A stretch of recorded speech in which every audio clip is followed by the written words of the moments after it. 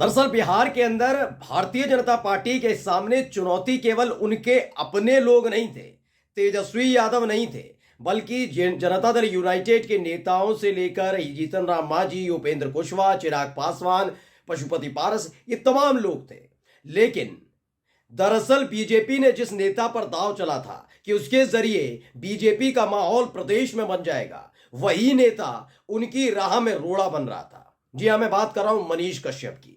मनीष कश्यप जो एक यूट्यूबर है, किस तरह के वीडियोस बनाते हैं, किस मानसिकता के वीडियोस बनाते हैं, ये हर कोई जानता। वो बात अलग है कि जेल की हवा खा चुके हैं, कई दिनों तक जेल में रह चुके हैं, तमाम चीजें हैं। लेकिन इन सब के बीच अब खबर है कि मनीष कश्यप ने भारतीय जनता पार्टी ज्वाइन कर ली। मनोज तिवारी जो बीजेपी के सांसद हैं और एक बार फिर से दिल्ली से लोकसभा के प्रत्याशी हैं, वो उनको और उनकी मां को लेकर पहुंचे थे बीजेपी के दफ्तर में। वहां उन्होंने बीजेपी की सदस्यता ग्रहण की। लेकिन इन सब के बीच लगातार दावा किया जा रहा है बीजेपी की तरफ से कि अब बिहार में तेजस्वी यादव के लिए बड़ी चुनौती बन जाएंगे मनीष कश्यप। लेकिन आज मैं आपको दिखाने जा रहा हूं, मनीष कश्यप कभी भी तेजस्वी यादव के लिए चुनौती थे ही नहीं। ये चुनौती थी बीजेपी के लिए, बीजेपी के प्रत्याशियों के लिए, क्योंकि मनीष कश्यप ने एक ऐसा माहौल खड़ा कर दिया था जिसने बीजेपी के बड़े बड़े दिग्गज नेताओं की सांसें अटका दी थी। कैसे क्या हो रहा था, आज एक एक चीज आपको दिखाने जा रहा हूं। नमस्कार, मैं हूं प्रज्वल गौतम और आप देख रहे हैं टाइम्स एक्सप्रेस।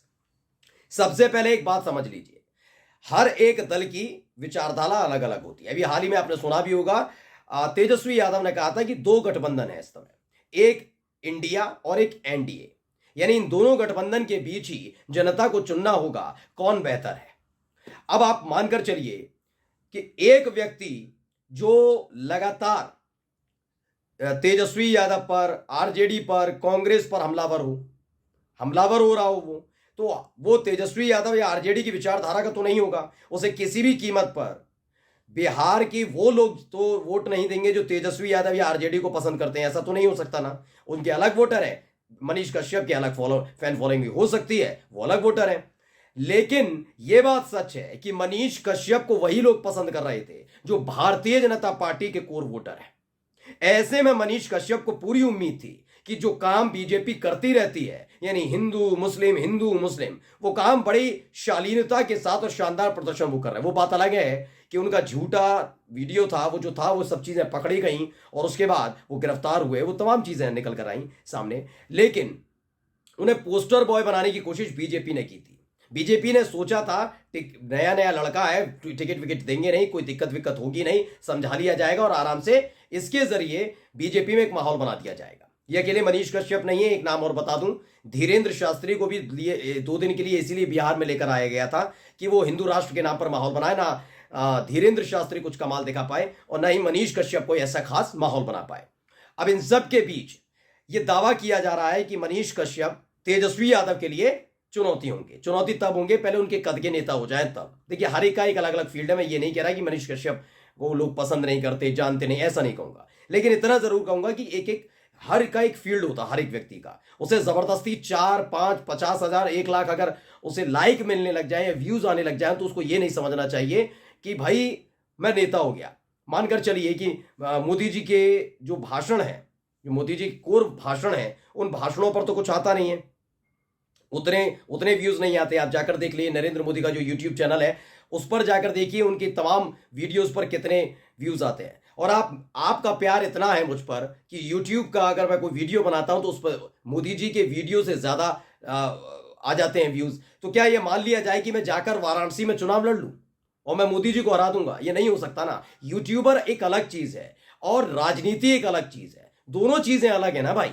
तो इन चीजों को समझना चाहिए। तो यूट्यूबर के भरोसे है बीजेपी, तो इसे यानी मनीष कश्यप को खड़ा किया।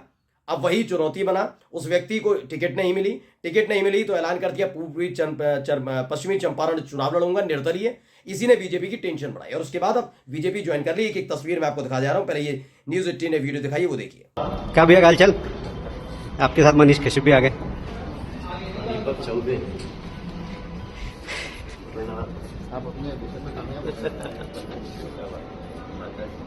तो मनोज तिवारी साथ में है, मनीष कश्यप, उनकी मां भी उनके साथ हैं।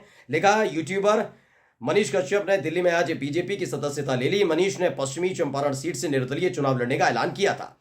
इसके साथ ही एक वीडियो और दिखा रहा हूं, देखिए वहां बीजेपी का हेडक्वार्टर आप देख सकते हैं और बलूनी साहब खड़े हुए हैं, वहां उनकी साथ में है ही हैं मनीष कश्यप की, और ये उन्होंने बीजेपी की सदस्यता ले ली, यानी बीजेपी का पटका पहन लिया, उसके बाद बीजेपी के नेता बन गए।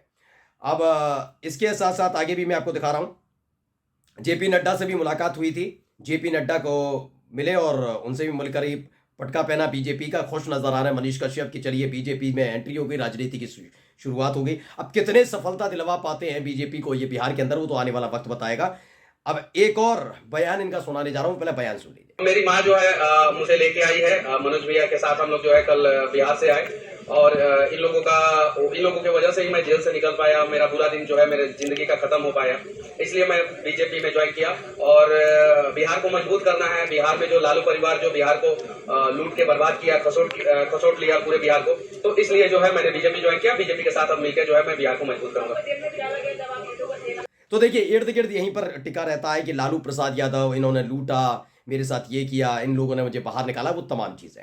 दरअसल मनीष कश्यप इसलिए हो गए थे क्योंकि निर्दलीय चुनाव लड़ने जा रहे थे पश्चिमी चंपारण से। पश्चिमी चंपारण पे पहले ही ऐलान हो चुका है भाई कौन चुनाव लड़ेगा। ऐसे में अगर ये चुनाव लड़ते, क्योंकि अब खबर निकल कर आई है कि बीजेपी ज्वाइन करने के बाद मनीष कश्यप चुनाव नहीं लड़ने जा रहे हैं, यानी तेजस्वी यादव के लिए भी मनीष कश्यप कितनी बड़ी चुनौती है। अगर होते तो तेजस्वी यादव भी कोई ना कोई कदम उठाते, लेकिन ऐसा नहीं है, तो इसका मतलब मनीष कश्यप तेजस्वी यादव के लिए चुनौती नहीं है, लेकिन बीजेपी के प्रत्याशी के लिए चुनौती बन सकते थे। मानकर चलिए पश्चिमी चंपारण पर वोटिंग हो रही है, चुनाव लड़ा जा रहा है, एक तरफ इंडिया अलायंस का कोई प्रत्याशी खड़ा है, एक तरफ एनडीए का प्रत्याशी खड़ा है, इस बीच निर्दलीय पर्चा भरते हैं मनीष कश्यप। तो ये वोट तेजस्वी यादव की पार्टी के, इंडिया अलायंस की पार्टी के किसी भी प्रत्याशी के नहीं काटते, ये एनडीए अलायंस के प्रत्याशी के वोट काट लेते, क्योंकि उनकी ही विचारधारा के लोग मनीष कश्यप को पसंद करते हैं। तो यानी बीजेपी समझ गई थी ये व्यक्ति 40 सीटों में से एक सीट पर खेल बिगाड़ सकता, जीतेगा या नहीं जीतेगा वो बात की बात है, लेकिन एनडीए का अगर कोई प्रत्याशी जीत भी सकता होगा, इस व्यक्ति के होने की वजह से वोट बटे जाएंगे और आराम से इंडिया अलायंस का प्रत्याशी जीत जाएगा, इसलिए इनको लाया गया। खबर क्या है, खबर पढ़ लीजिए। अब खबर जो है वो नवारा टाइम्स ने छापी और क्या लिखा, नवारा टाइम्स ने लिखा है मनीष कश्यप बीजेपी में शामिल, अब बिहार में तेजस्वी यादव से करेंगे दो हाथ। इसमें बताया क्या गया है, बिहार के famous YouTuber Manish Kashyap BJP में शामिल हो गए। उन्होंने 25 अप्रैल 2024 को बीजेपी की सदस्यता ग्रहण की, दिल्ली स्थित बीजेपी मुख्यालय जाकर पार्टी का दामन थामा। इस दौरान दिल्ली बीजेपी के पूर्व अध्यक्ष और भोजपुरी एक्टर मनोज तिवारी ने मंच पर पार्टी का पटका पहनाकर उनका स्वागत किया। मनीष कश्यप ने पहले पश्चिम चंपारण लोकसभा सीट से निर्दलीय चुनाव लड़ने की घोषणा की थी, हालांकि अब उन्होंने चुनाव न लड़ने का निर्णय लिया है। कुल मिलाकर खेल ये है कि जो लोग ये बात फैलाएं या कुछ भी कहें, ये सारा खेल सिर्फ इसलिए है कि मनीष कश्यप कैसे भी करके बीजेपी का खेल ना बिगाड़े। ये लड़ाई सीधे दो गुटों के बीच में हो, यानी इंडिया और एनडीए गठबंधन, सिर्फ इसके बीच में हो, और इस लड़ाई को साधने के लिए मनीष कश्यप को लाया गया है कि आप हमारे साथ रहिए, बीजेपी के नेता के तौर पर प्रचार करिए, ये तमाम चीजें करिए, लेकिन राह में रोड़ा मत बनिए। कुल मिलाकर बीजेपी ने अपनी राह से रोड़ा निकाला। वो बात अलग है कि अभी तक लोग कह रहे हैं अब तो बहुत बड़ी चुनौती तेजस्वी यादव के सामने, कोई चुनौती तेजस्वी यादव के सामने है ही नहीं, ये बीजेपी के नेता भी जानते हैं। नमस्कार।